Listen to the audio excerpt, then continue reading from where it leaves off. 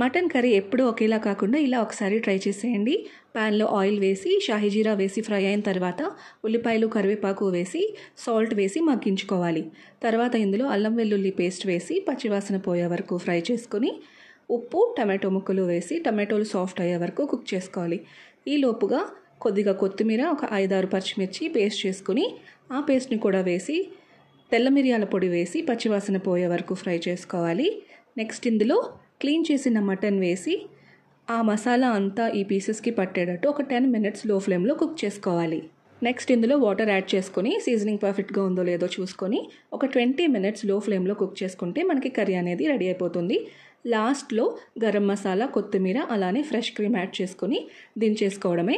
ఇందులో వేసిన ఇంగ్రీడియంట్స్ అన్ని కమెంట్స్లో క్లియర్గా మెన్షన్ చేస్తాను, మీరు చెక్ చేసుకోవచ్చు. ఈ రెసిపీ అయితే ఒకసారి ట్రై చేసేయండి. వీడియో నచ్చితే లైక్ చేసేయండి. Thank you for watching.